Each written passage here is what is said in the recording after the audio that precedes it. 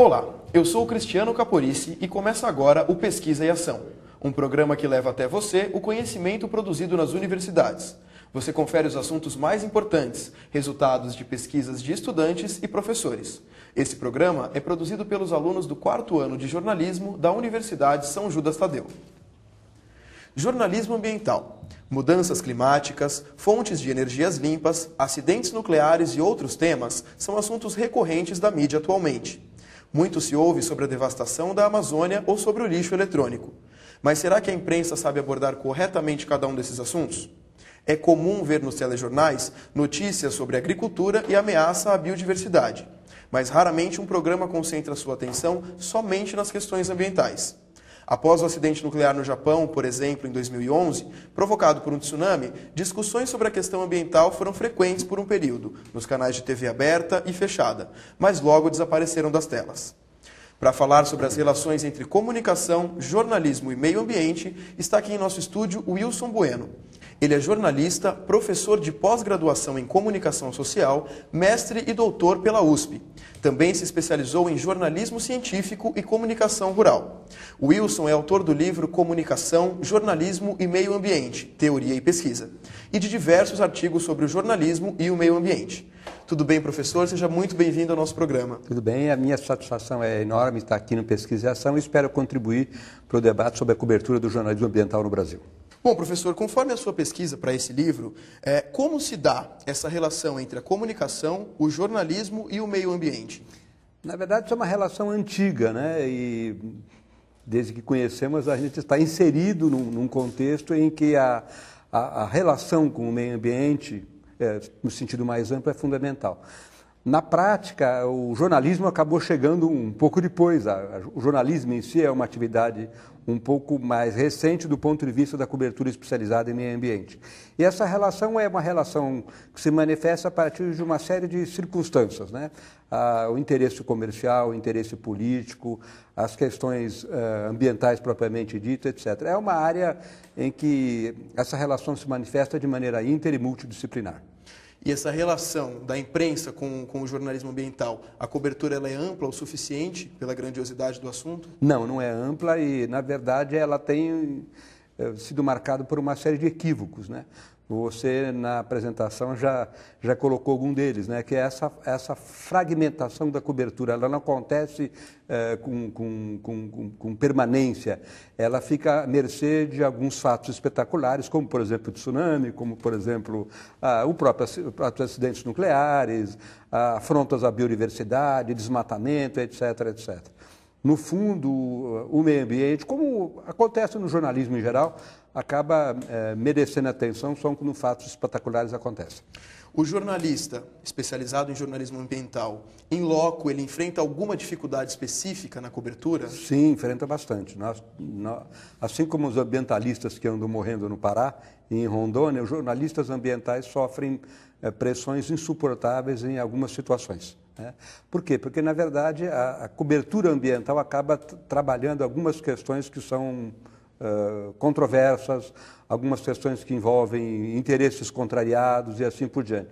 São acidentes ambientais importantes, são afrontas à legislação e, na verdade, o trabalho do jornalista ambiental, sobretudo num país como o nosso, onde a justiça não é tão justa assim, o jornalista ambiental se sente sob pressão e muitas vezes ameaçado, correndo inclusive risco.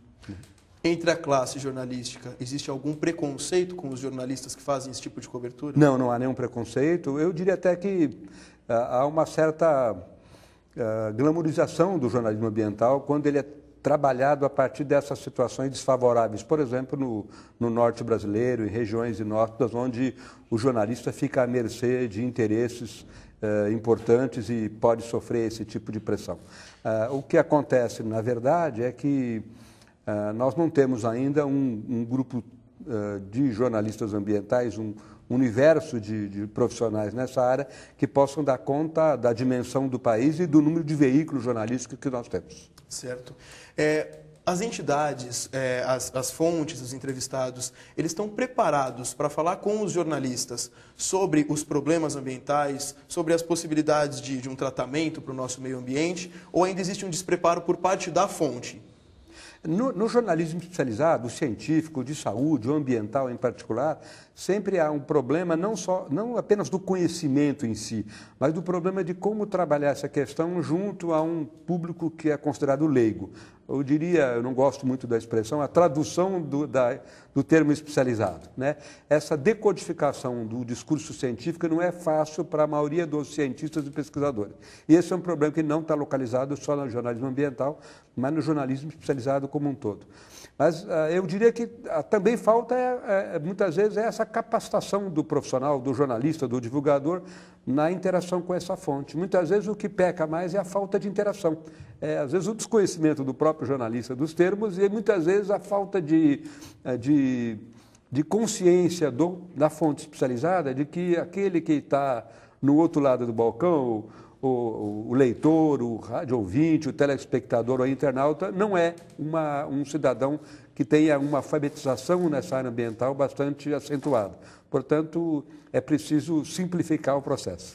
Dentro dessa dificuldade que você falou, a gente vai ver agora uma matéria que vai falar um pouquinho mais sobre os desafios da cobertura do jornalismo ambiental no Brasil. O jornalismo ambiental faz parte do jornalismo científico. Esta área apresenta características particulares como o jornalismo econômico ou político. No caso do jornalismo ambiental, é preciso estar atento à linguagem adotada e ter clareza de quem é o público-alvo. O público-alvo era inicialmente formado por ambientalistas e ecologistas, né? Atualmente, expandiu-se o interesse pelo tema por conta da disseminação de conceitos, como de responsabilidade social, desenvolvimento sustentável e biossegurança. O público-alvo ele modifica a prática do jornalismo ambiental? Modifica, pois é possível responder às questões estabelecidas pelo público por se tratar de um grupo mais específico de pessoas que querem informações determinadas. O jornalista pode focar em assuntos desse tipo. Para o especialista em meio ambiente, Fernando Franco, a pressa do tempo e os interesses comerciais interferem na produção das notícias. A pressa se sabe que ela é inimiga de qualquer gênero jornalístico, né? E no gênero ambiental também não é diferente, né? Então, assim, a gente tem que estudar bastante, né?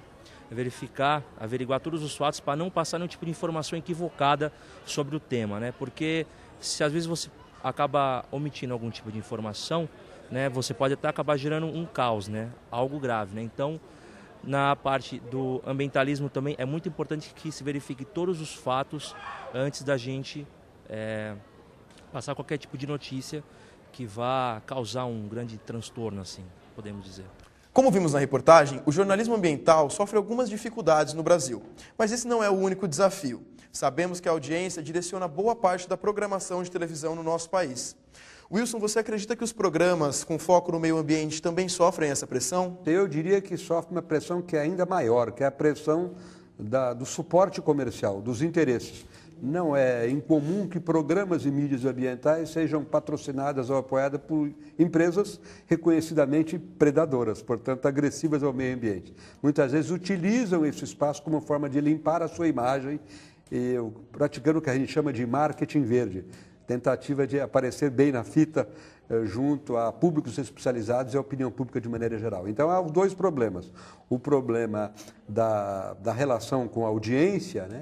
E por isso as coisas às vezes são espetacularizadas, mas também a pressão dos anunciantes. Muitos dos assuntos são tabus na cobertura ambiental em função de interesses comerciais contrariados, que quase sempre confundem com os patrocinadores, os apoiadores dos programas. A gente tem alguns exemplos de programas que são veiculados na TV aberta, por exemplo, que se passam em horários como no domingo, às 6 horas da manhã. Existe na mídia brasileira o espaço ideal dedicado aos assuntos ecológicos, ao meio ambiente, essa cobertura do jornalismo ambiental? Não existe o espaço ideal. Na cobertura especializada como um todo, isso nunca acontece. E provavelmente a gente encontra uma situação mais favorável nos grandes centros, sobretudo aqueles que têm uma vocação para essa cobertura ambiental, como é o sul e o sudeste do Brasil, né? Mas o espaço é infrequente, ele é insuficiente para o tratamento das questões ambientais e muito do que acontece fora dos programas está nos telejornais, nos radiojornais, nas coberturas diárias dos jornais semanais das revistas em geral, e ele é precário do ponto de vista de dar conta da amplitude das questões ambientais que temos hoje. Você que é um dos principais estudiosos desse tema no Brasil, acompanhando, por exemplo, os telejornais das grandes emissoras, as notícias veiculadas sobre o assunto são, em porcentagem aproximada, quantos por cento do que a gente deveria ver, do que deveria ser veiculado em relação aos assuntos do meio ambiente, aos assuntos dos desastres naturais, ou não somente eles, porque são muito veiculadas em épocas que acontecem os desastres naturais. Formas de prevenção, como você acha que deveria ser essa porcentagem ideal? Eu acho que todo programa, todo veículo deveria ter um espaço regular para cobertura ambiental. Porque quando a gente fala em meio ambiente, a gente tem que pensar no sentido mais amplo possível. O meio ambiente é o lixo, é o consumo não consciente, é o descarte, é a poluição, e isso está presente na nossa vida o tempo todo. Em geral, a imprensa dá maior importância a fatos espetaculares, fatos inusitados. Um tsunami, um acidente nuclear, uma devastação, uma apreensão de madeira ilegal, etc., ou morte de animais, né, que estão ameaçados de extinção, acabam merecendo a atenção da imprensa. O dia a dia, que faz parte da nossa relação com o meio ambiente, esse dia a dia é ignorado. Portanto, se fôssemos trabalhar a questão do meio ambiente em sua amplitude, eu diria que teríamos que ter em cada programa, em cada veículo, um espaço regular para essa cobertura. Se a gente quisesse fazer uma porcentagem aproximativa, eu diria que talvez a gente não esteja ocupando 10% daquilo que seria necessário para uma cobertura ambiental competente. Certo, obrigado. O jornalismo ambiental ele tem características bem particulares. Dedica-se a uma vertente do jornalismo científico. Por ser uma vertente do jornalismo científico e por haver ainda um mito em cima do jornalismo ambiental, apesar dele estar no nosso dia a dia, como por exemplo a reciclagem, como que você vê a resposta do público? Qual o interesse do público nesse assunto? Algumas pesquisas já foram realizadas demonstram que o público, em função dessa relação diária com questões ambientais, se interessa pela cobertura, pela temática, pelo debate.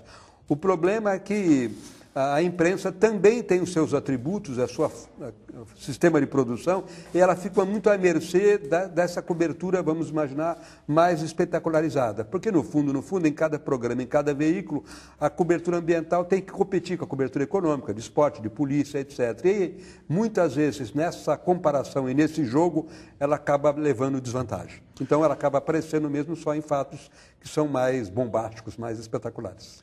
E você acredita que com essas discussões, com o tanto de fóruns que acontecem no Brasil e no mundo, a tendência é que esse espaço aumente? Ele tem aumentado em função da emergência de alguns fatos importantes. Por exemplo, a questão das mudanças climáticas, a questão do desmatamento, a questão do esgotamento dos recursos naturais, esses assuntos acabam trazendo a temática ambiental para a pauta dos veículos.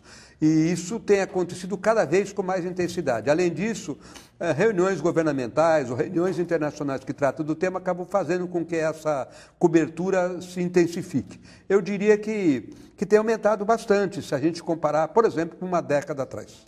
Bom, acabei de conversar com o professor Wilson Bueno, jornalista, mestre e doutor em comunicação social, especialista em jornalismo ambiental e comunicação rural. Professor, agradeço a sua presença aqui no nosso programa. Eu que agradeço a vocês, é uma satisfação estar com vocês. E devo deixar um recado aqui, que a questão ambiental não é só a cobertura ambiental não é só um problema técnico, é um problema político. Portanto, há grandes interesses que constrangem a cobertura ambiental e eles precisam ser identificados. A gente não precisa só cobrir, a gente precisa denunciar abusos e desvios na relação com o meio ambiente. Isso envolve empresas, envolve a missão de governos e assim por diante. E agora o Pesquisação vai para um rápido intervalo, mas continue com a gente. Voltamos já já com mais informações e curiosidades sobre o mundo das pesquisas.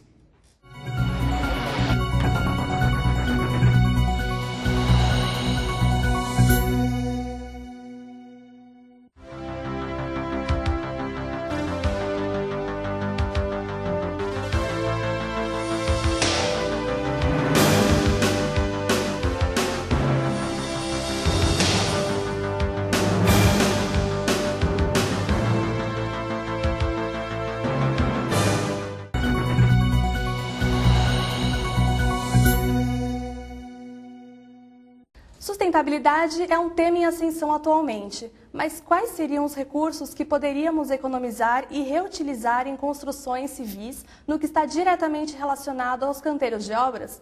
Estamos aqui com a engenheira civil Viviane Miranda Araújo Fiorani. Ela também é autora da dissertação de mestrado Práticas Recomendadas para a Gestão Mais Sustentável de Canteiros de Obras. Olá, Viviane, é um prazer recebê-la em nosso programa. Seja bem-vinda. Olá, o prazer é meu.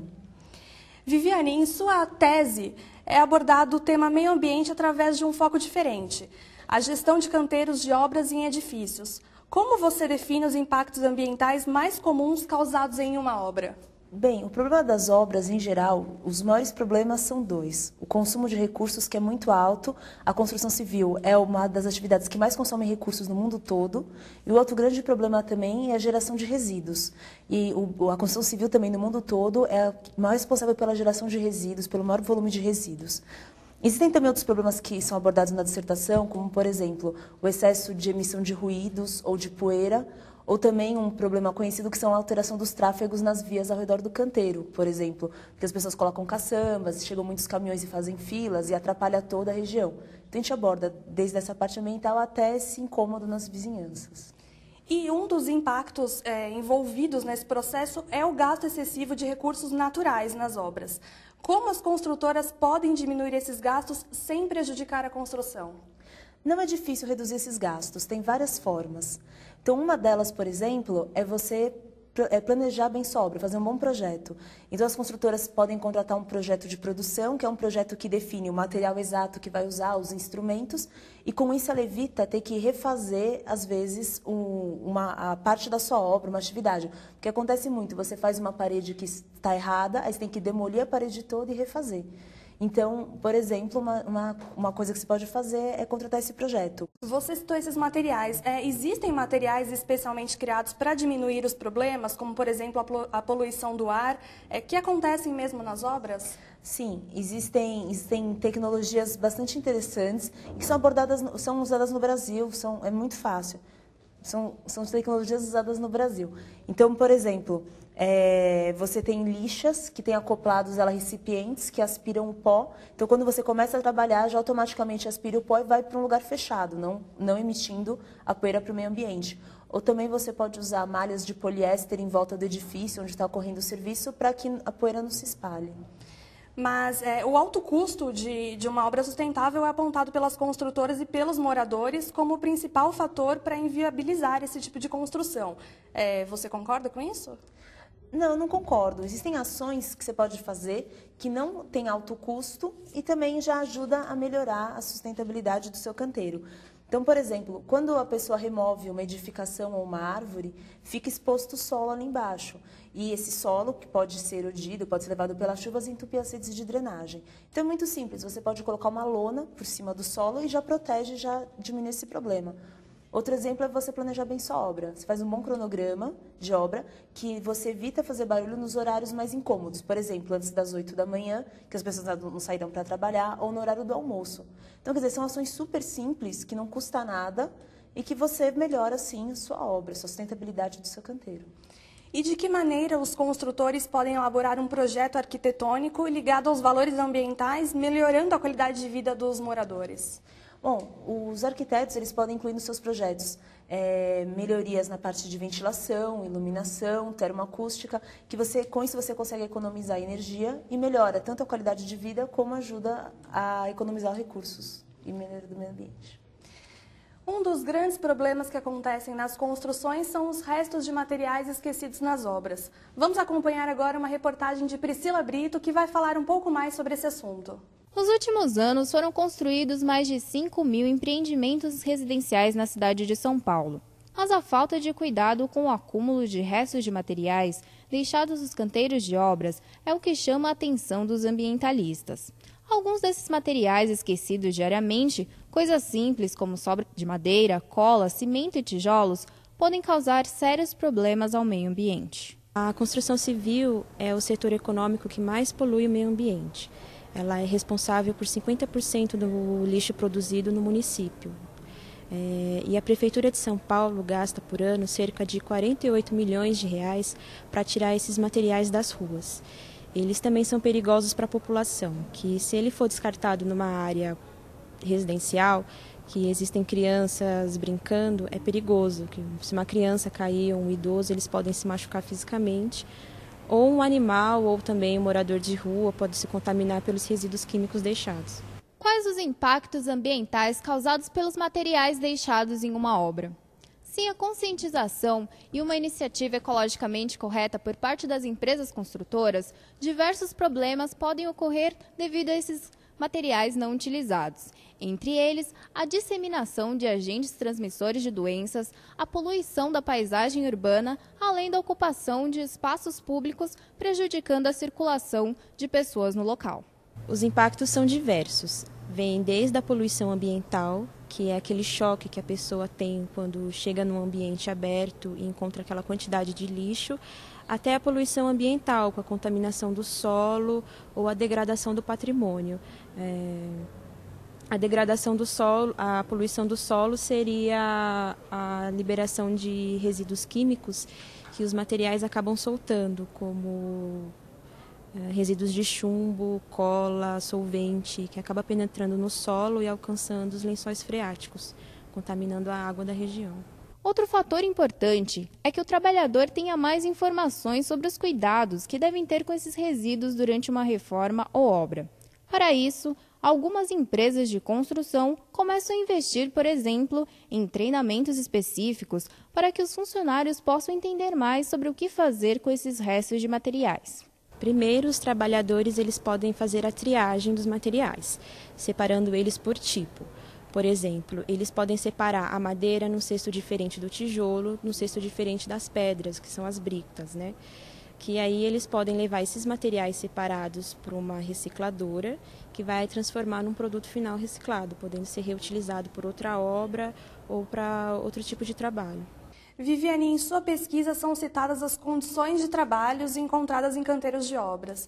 Por que isso é um fator impactante na construção sustentável? Então, não é possível falar em sustentabilidade se você não pensar na sociedade também, não é só meio ambiente.